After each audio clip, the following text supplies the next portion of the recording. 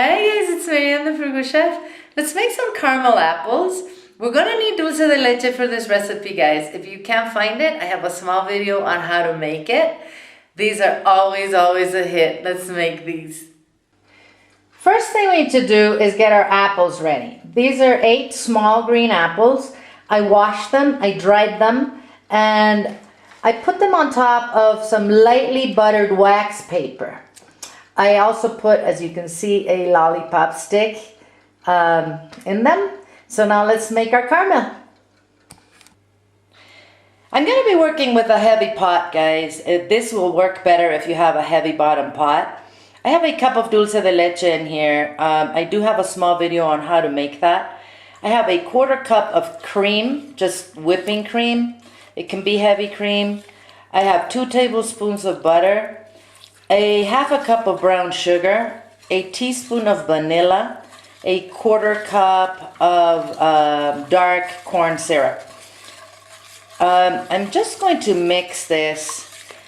I'll use my whisk until it's all nicely mixed, and then I'm going to transfer to my wooden spoon.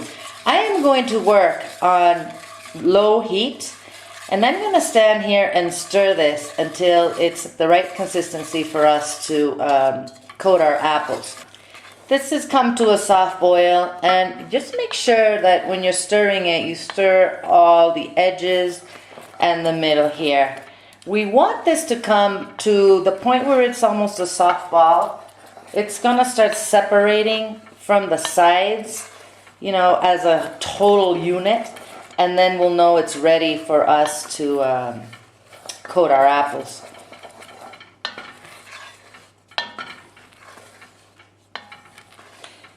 I don't want to give you a temperature, you know, with a candy thermometer for this, because I'm up here in La Paz, Bolivia. If you guys, a lot of you know this, but temperatures with food in the high altitude are very different. So if you're, you know, not in a very high place, then go ahead and use a candy thermometer, and when it says soft ball, your caramel's ready. I've been stirring this for about 20 minutes, and I don't know if you can see this, but it is thicker.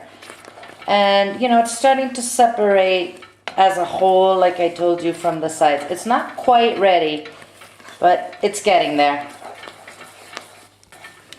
Okay, guys, this is ready. Check it out. When I swirl it like this, it stays away from the pot.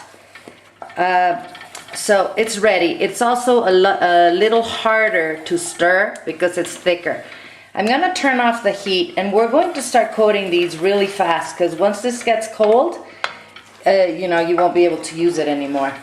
I'm going to tilt the pan like this. I'm just going to put that apple in there and just turn it around.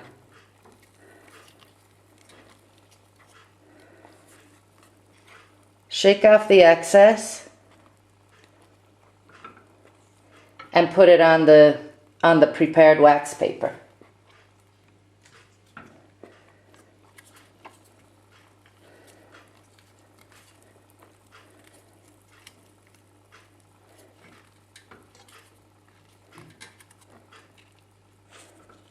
I'm going to do this with the 8 apples and come back to you. Look at those. Don't they look beautiful?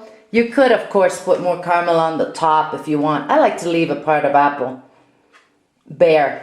If you were going to get all fancy and you wanted to cover these with, say, coconut and nuts or M&Ms, you have to have those ready so that as soon as you dip it in the caramel, you roll it in the extra topping that you're going to use.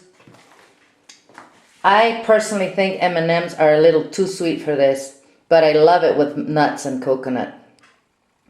Here's all our apples, guys. These are going to go in the refrigerator for at least an hour so the caramel can set and get harder. This recipe will be on the website waiting for you guys to come and print it. You will, my friends, without going broke. I'm going to see you guys soon.